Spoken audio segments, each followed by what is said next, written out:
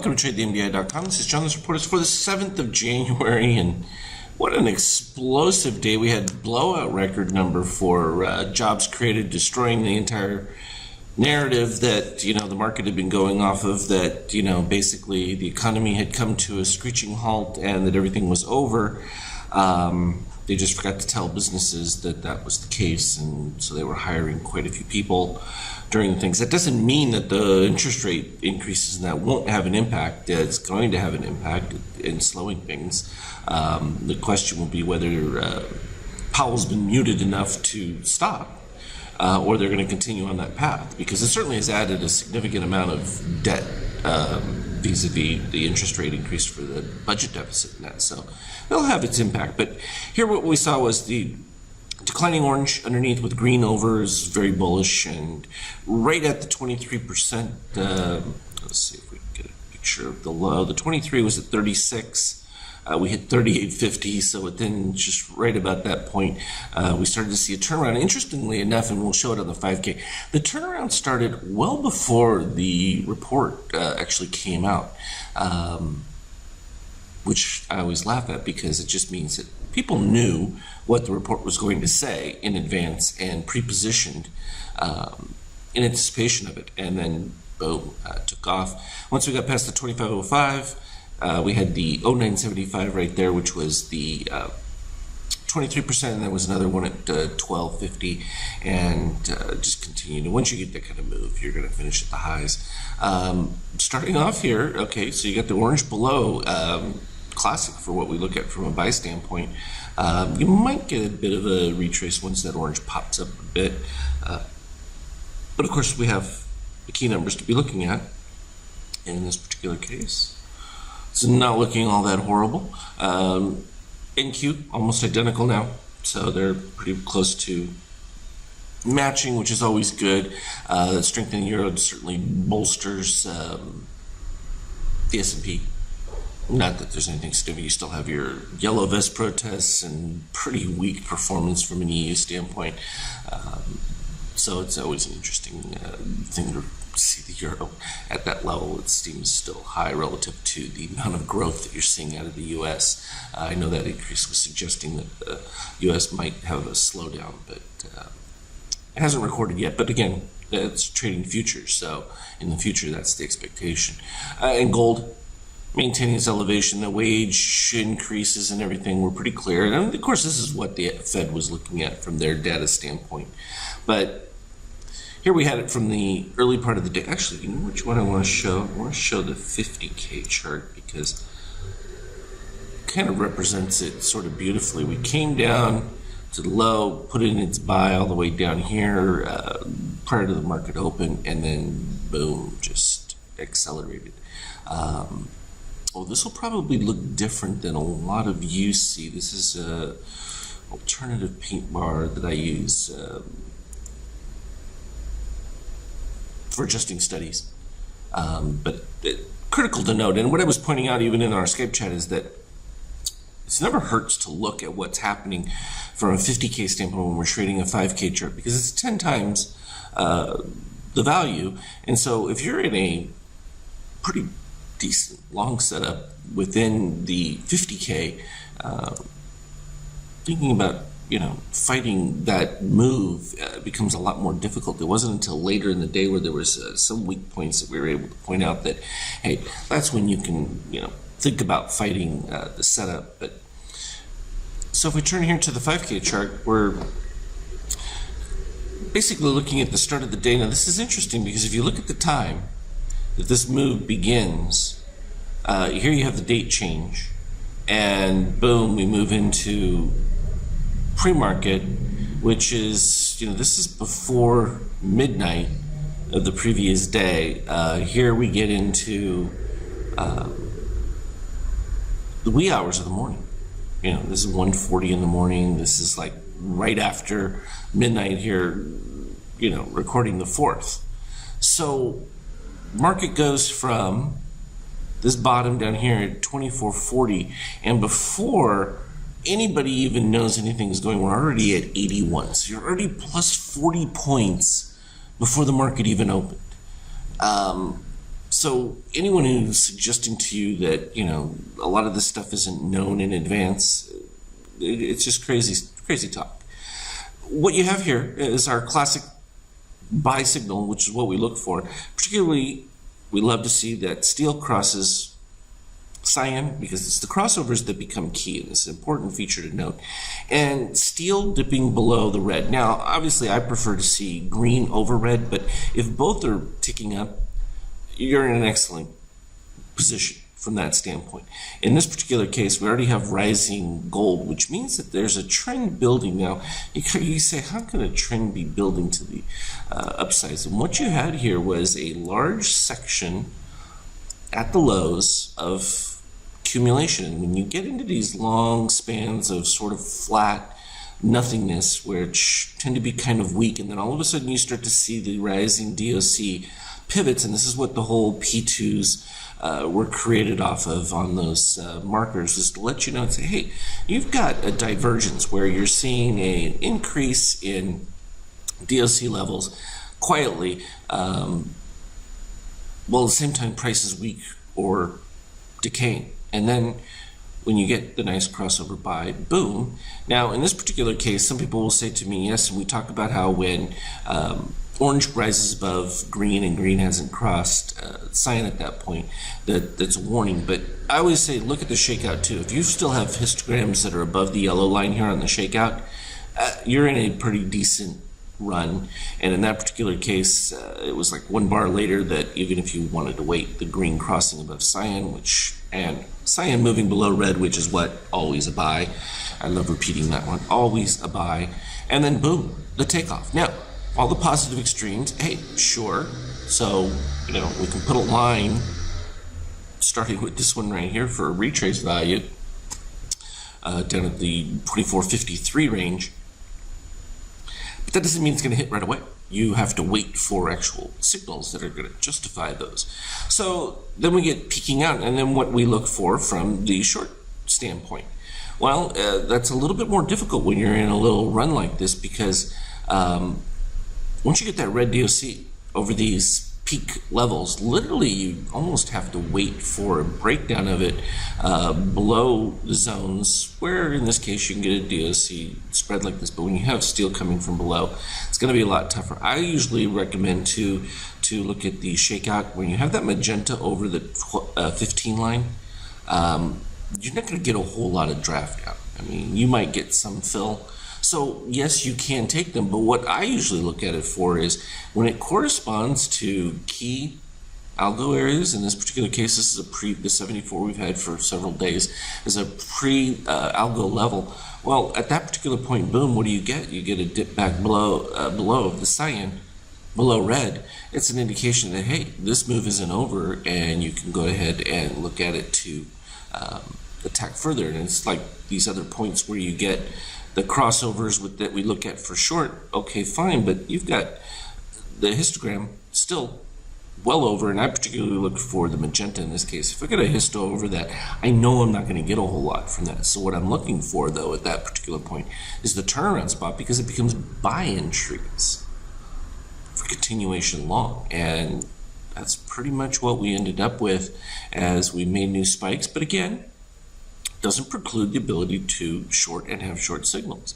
Again, there it is. There's a full DOC spread where cyan is above red, and you have the orange rejection and steel coming lower along with the green going lower. This is not as ideal as when you actually have true crossovers, like where the steel moves back below, but at this particular point that moves back below and you still have green rising, red rising, and you still don't have orange above it, so it doesn't quite meet the criteria.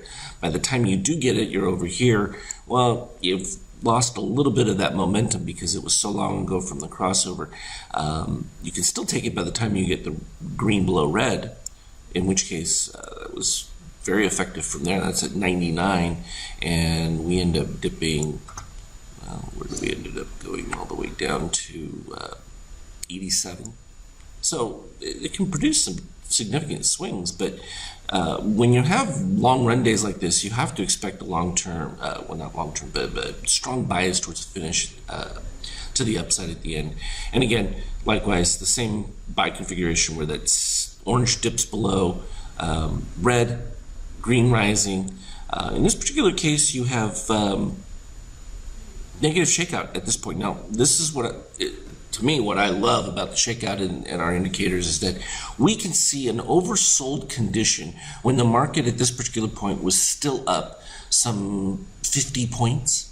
And you're calling for a buy at plus 50, and we even had one later on in the day plus 80, and the market's giving buy signal.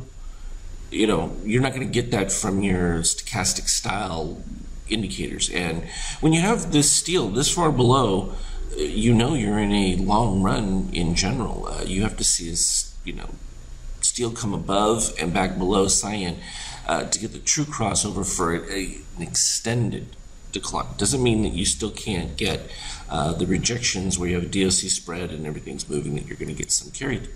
It's just not a whole lot of points. I mean, you move that 1250 right there. All right. So we came through a lot during the day, and I like to just put this because these are a lot of correspondings to the post. So we ended up with this now this is what I'm talking about, where you have the steel comes above, crosses below at the same time, orange rises, green coming below. This is a classic one. Put it on there when it happened here, right there to 25. And then we had the steel move, and I said, hey, you got to be watching when this steel crosses. This is usually where I'll put in a break even, or I'll take a gain once that crossover is, compared to where my point is, because typically when that orange crosses back above the steel, that's usually a point at which case you have to be watching, hey, am I going to get a further bounce back? Now, in this particular case, green is below red, so okay, I don't have to worry about it yet. Where I do have to worry about it is boom right here when the orange continues to dip. And I usually look around that 7.5 area. If I don't get a pivot before there, I'm kind of like, okay, hey, we got to be thinking about this one from a turnaround standpoint. And sure enough, that created the new buy. And again, you have these crossovers. It's like, okay, yeah, I can go ahead and sell that. Boom, it does exactly what it's supposed to do. But again, in this case, you already had the steel crossing back above red, like almost immediately. So you get the short signal, boom, it dips, and then it's like, okay, I got to be watching. And then sure enough, it dips below 7.5, which I pointed out. And geez, at this point, we're already way up there, 25.19. So from the early point, and then makes a whole nother run again. And likewise, this is a bit optimistic in this one, where you have a close meeting and it comes down. You can fight this because it's so close to the 100%. And you're like, okay, I've got a positive extreme or two. I'm likely to get a return usually back to the 76%, which is about where that is. And then at that point, I'm going to be like, okay, do I have a continuation move? Am I still showing weakness broadly? And really what you need to have, and particularly when this magenta is over that 15, I need to see that break down, or at least get the histograms well underneath the yellow. In this particular case, the yellow breaks down below the 15 right about there, and you get a secondary one, and it's like, okay, fine, I got a confirmation, I can stick with it a little bit longer, which is important because it gives you an idea of how you can trail these and keep your risk minimum, because when I'm this close to the high, it makes it a lot easier at 37. And the high was, the 100% at 39.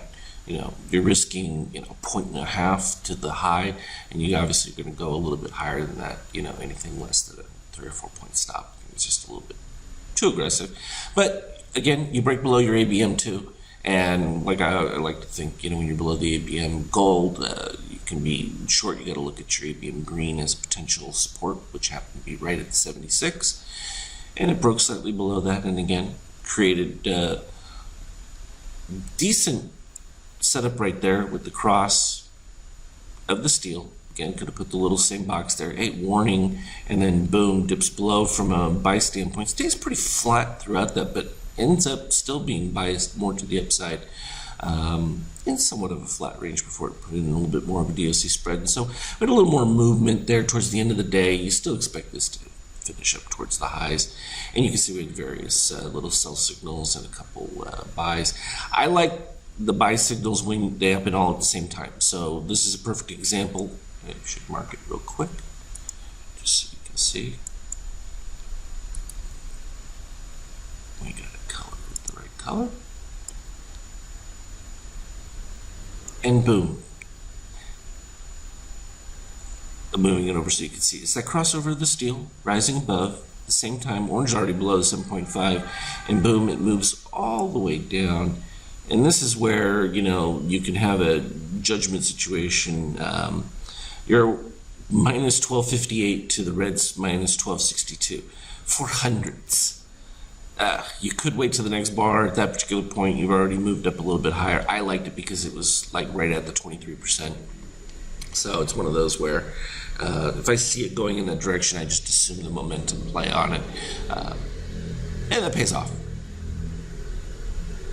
And at that particular point, it still dipped back down to the 23%, and that you're going to expect that longs, especially when you have the orange pop back above.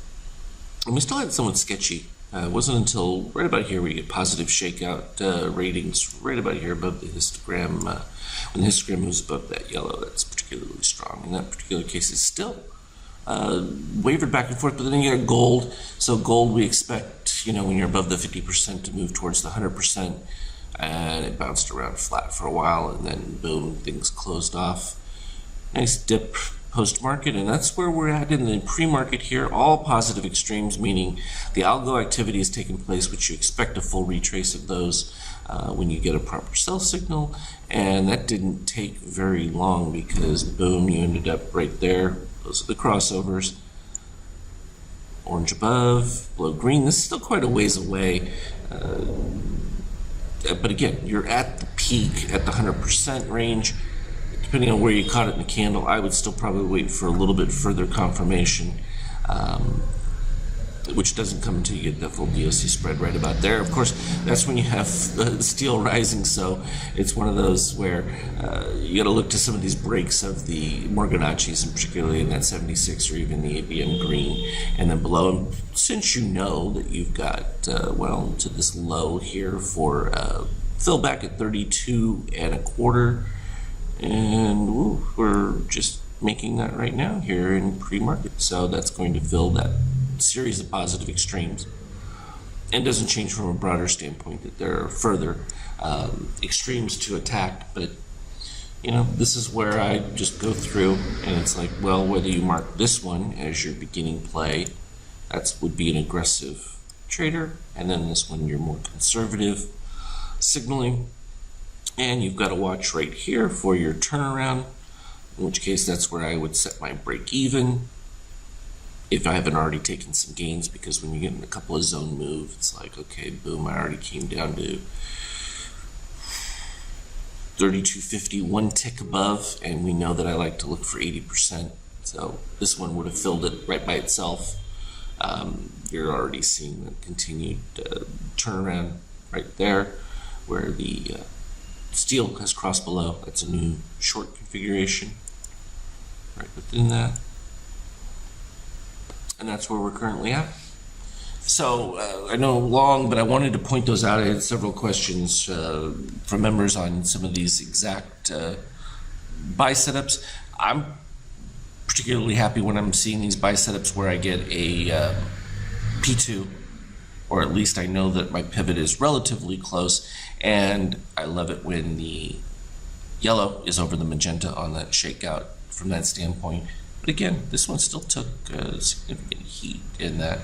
If you didn't like it from the first configuration, which was at 28, still dipped to 26 even on that one, and from the higher entry at 30.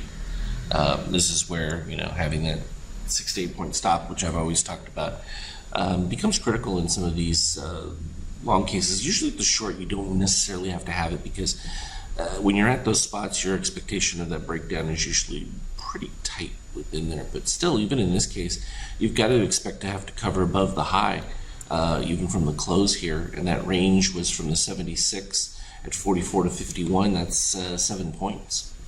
So you got to be above that, just because you could have that in normal bar range, particularly with this ATR. Do we expect more of the same? I think that we're probably going to backfill, and when you have a move like that, you can get as much as a third to a half which could be a 40-point drop, would be normalized within it. But I think that there's got to be a lot of rebalancing as to expectations, because so many people seem to be caught off guard with that, except for all of those traders who built it up 40 points in the pre-market before the report even came out. Somehow knew something in advance. Interesting. Love to see that we can recognize that, because there was no broad sense for a need for the jump. But there we have it. This is a little bit long, but I like going over these details. You can always cut short anywhere in between if you don't want to go over them, or you can fast forward in the video reports usually to the end, because you know that I want to cover the intraday chart last. As always, though, trade well, and I'll be on the Skype chat putting up additional one of these, particularly even more on that 50K chart put up back here, because this is a change in the paint bar that will also doing some additional coding that will start to reflect those changes. And these magentas just happen to be when, well, in this particular case, it's when the magenta shakeout is over, I believe, I program 12.5 at this stage, even though we'll put 15. I'll move it a couple of bars. It's just to identify overbought, and I wanted to come up with the best scenarios for shorting or knowing when that run is coming to an end to make it easier to follow. And those are some of the updates that are always taking place behind the scenes, and I usually put the program adjustments in there. You probably don't notice it a lot, but it just will changes the paint bar just a little bit, get it more precise. What I'm actually looking at doing is creating specific paint bars for, in this case, a 50K, and maybe even one that does for the 5K. You'll be able to incorporate them in between. That way they're precise to the more active time frame, which is at the 5K, and then a little bit broader at the 50K before you get into a daily setup. I think if you're doing like a regular stock chart, it might be like a 78-minute chart where you have like 5 equal bars for a day. That kind of configuration. As always, though, trade well. We'll talk again on the Skype chat.